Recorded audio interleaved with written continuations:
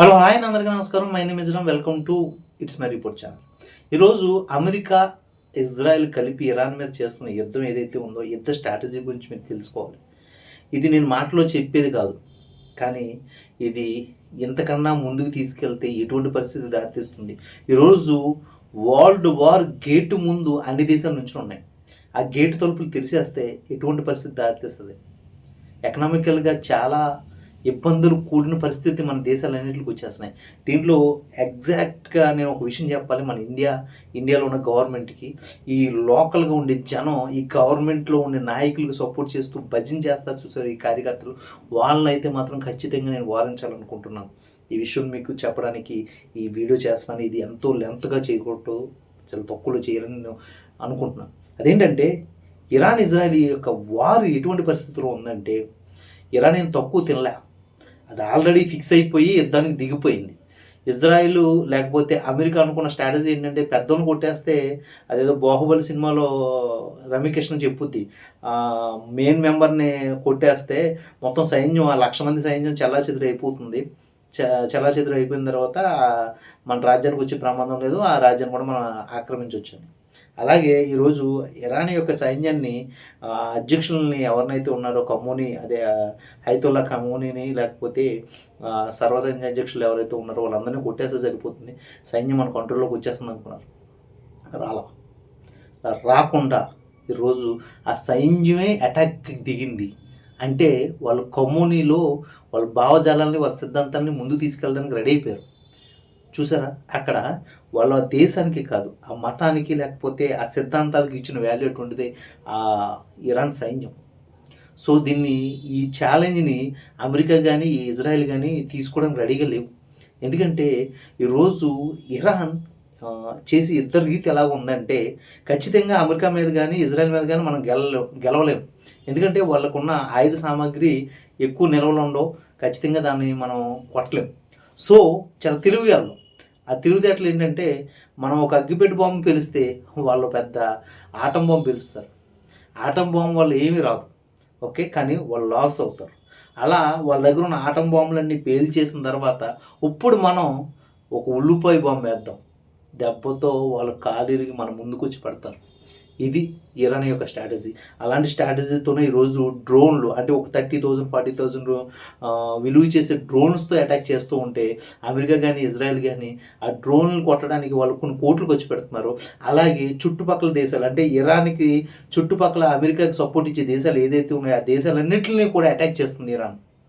So దానివల్ల ఇప్పుడు అమెరికాకి కొరకరాని కొయ్యింది. ఎందుకంటే రాబోయే రోజుల్లో అమెరికా అప్పు ఇంకా పెరగవచ్చు. ఎందుకంటే ఈ దేశాలన్నింటిలోనూ డ్యామేజ్ అయిన ప్రదేశాలన్నింటిని కూడా ఇరాన్ అమెరికాయే బాగు చేసి ఇవ్వాలి. ఎందుకంటే వాళ్ళ దాంట్లో వీళ్ళు సపోర్టెడ్గా పెట్టుకున్న ఎయిర్ బేస్లు ఏదైతే ఉన్నాయో ఆ ఎయిర్ బేస్ల కోసమే కదా యుద్ధాలు జరుగుతున్నాయి.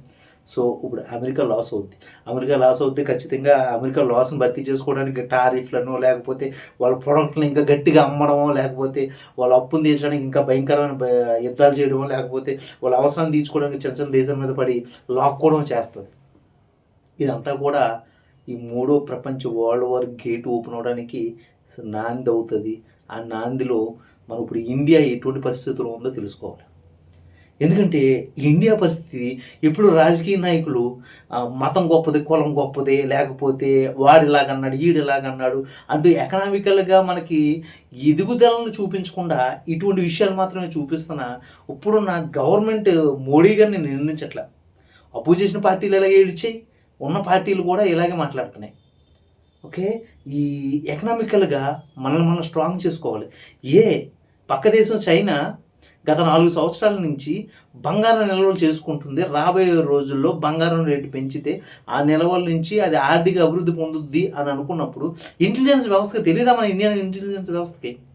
అరే వాడు కొంటున్నాడు, మనం కొని మన జనం చేత కూడా కొనిపిస్తే వీళ్ళు కూడా బాగుపడతారు కదా, అలా కూడా ఇండియా ఎకనామికల్గా స్ట్రాంగ్ అవుతుంది కదా అని ఎందుకు చెప్పరు మన ఇండియాకి? అది చెప్పరు. ఎంతసేపు వాడు ఎలాగన్నాడు, ఆ మతం ఎలాగంది, పాకిస్తాన్ వాడు ఎలాగన్నాడు, ఇటువంటి స్ట్రాటజీతోనే మనల్ని ముందు నడుపుతున్నారు. మన ఇండియాలో ఉన్న చాలామంది పొలిటికల్ పార్టీలు కొమ్ముకాసే కార్యకర్తలు ఇటువంటి భజన చేస్తూ జనాలు మభ్య పెడుతున్నారు.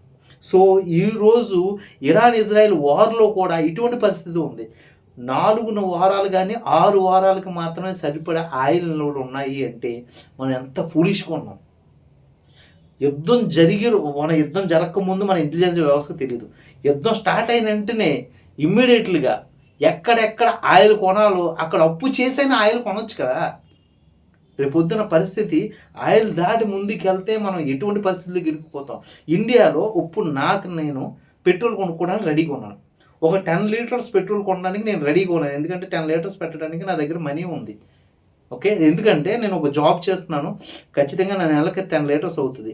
ఇంకో 2-3 నెలల షార్టేజ్ వస్తుందంటే ఆ 2-3 నెలల్లో కూడా నేను మనీని బేర్ చేసుకోగలను. అప్పుడు నేను పెట్రోల్ కొంటున్నాను కదా. నీకు ఇమ్మీడియట్లీ ఈ షార్టేజ్ వస్తుంది అన్నప్పుడు నువ్వు కొనేసి ఉంచితే ఖచ్చితంగా నేను ఆయిల్ నేను కొనుక్కుంటాను కదా. అలాంటి పనులు చేయడం వల్ల ఎవ్రీ ఇండియన్స్ని మీరు సేవ్ చేసినట్టు అవుతుంది కదా. అలా చేయట్లేదు. అలా చేయకపోగా 6 నెలలు ఉన్నాయి, కంగారు పడకండి. ఒకవేళ ప్రమాదవశాత్తు ఇప్పుడు ఇజ్రాయెల్ వార్లో యూఏఈకి ఖత్తర్కి మధ్యలో ఉన్న సముద్ర మార్గాన్ని ఇరాన్ గట్టిగా మూసేసింది అనుకో, టోటల్ ఆయిల్ నిల్వలు అయిపోతాయి. ఖచ్చితంగా ఆయిల్ నిల్వలు ఖచ్చితంగా అయిపోతాయి. ఈరోజు రష్యా కూడా అమ్మే పరిస్థితుల్లో లేదు, కానీ అఫీషియల్గా ఏదో అమ్ముతున్నారని చెప్తుంది. వెనిజులా నుంచి తెచ్చుకున్న ఆయిల్ వాళ్ళ దగ్గరే లేదు. అమెరికా చేసిన స్ట్రాటజీ అది. ఇవన్నీ తెలుసు. ఇటువంటి ఆలోచనల నుంచి మనం బయటపడాలి అంటే కొంచెం ముందస్తు ఆలోచనతో ప్రజలను నడిపించే ఈ వ్యవస్థ ఏదైతే ఉందో అది ఖచ్చితంగా చెయ్యాలి. ఇలాంటి నా కామెంట్లు పెడతారు, నువ్వు ఎవడవరా, నీకు ఎంత బుర్ర ఉందా, నీకేం తెలుసు, మోడీ అన్న ఆలోచన ఎక్కువ, లేకపోతే రాహుల్ అన్న స్ట్రాటజీ ఎక్కువ, ఏం మాట్లాడుతుంటారు. స్ట్రాటజీలో ఆలోచనలు కడుపులో కాయగా అన్నం పెట్టవు. మనకు ఉన్నది ఏంటంటే ముందు జాగ్రత్త. మీకు అందరికీ తెలియదు, చిన్నప్పుడు చదువుకున్నది సుమతి శతకం అనేసి, సుమతి, మందమతి, కాలమతి అని 3 చేపలు ఉంటాయి. సుమతి తెలివైంది, ముందే చెరువులోంచి దూకేస్తుంది. ఎండాకాలం వస్తుందంటే చెరువు ఎండిపోద్దని. బట్ కాలమతి అప్పటికప్పుడు డిసిషన్ తీసుకున్నది, మందమతి ఆ డిసిషన్ కూడా తీసుకోవద్దు. అలాంటి పరిస్థితుల్లో మనం ఎప్పుడు రాకూడదు. ఇప్పుడు ఆయిల్ నిల్వలు ఒకటే కాదు, కందిపప్పు రేటు, ఆయిల్ రేటు ఇలా చెప్పుకుంటూ పోతే వాణిజ్య సదుపాయాల రేట్లు పెరిగిపోయే పరిస్థితికి మనం రాకుండా ఉండాలంటే మన ఆహార నిల్వల ఉత్పత్తి కూడా చేసేయండి. రాబోయే రోజుల్లో ఈ ఇరాన్ కానీ ఇజ్రాయెల్ వారే కాదు, చాలా వార్లు రెడీగా ఉన్నాయి. పాకిస్తాన్, ఆఫ్ఘనిస్తాన్ వార్లో చాలా దేశాలు కలుస్తాయి.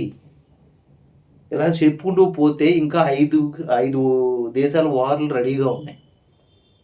ఓకే, ఇవన్నీ కూడా మనం దాటి ముందుకెళ్ళాలంటే ఎకనామికల్గా ఎంత స్ట్రాంగ్ చేయాలి, వీళ్ళని బిజినెస్ మ్యాన్స్గా ఎలా మార్చాలి, దయచేసి అది చెప్పండి. ఫారెన్ నుంచి ఇన్వెస్టర్స్ ఇండియాకి రావడం కదా, ఇండియా నుంచి ఫారెన్కి వెళ్ళి ఇన్వెస్ట్ చేసుకునే పొజిషన్ మన ఇండియాకి కల్పించాలనేసి నా ఉన్న ప్రభుత్వానికి, నేను అనుకునే మోడీ గారికి నేను ఇది రిక్వెస్ట్గా చెప్పగలుగుతున్నాను, రిక్వెస్ట్గా అడుగుతున్నాను. దయచేసి ఇది ప్రేక్షకులు గమనించాలి. అండ్ ఇప్పుడు దాకా నా వీడియో చూసారంటే ఖచ్చితంగా మీరు నా వీడియోని లైక్ చేస్తున్నారని, నా వీడియోని సపోర్ట్ చేస్తున్నారని, అలాగే మీరు నా వీడియోస్ ఫాలో అవుతున్నారని నాకు అర్థమవుతుంది. ప్లీజ్ నా వీడియోస్ని ఫాలో అవుతే ఫస్ట్ ఆఫ్ ఆల్ మీరు సబ్స్క్రైబ్ చేసుకోండి, అలాగే మీ ఫ్రెండ్స్కి ఫార్వర్డ్ చేయండి. అంతకన్నా ముందు బెల్ ఐకాన్ ఆన్లో పెట్టుకోండి. అలాగే ఒక మంచి కంటెంట్తో, ఒక ఇంపార్టెంట్ కంటెంట్తో మీ ముందుకు వస్తున్నంతవరకు సైన్ అవుట్ మీరు రాంగ్.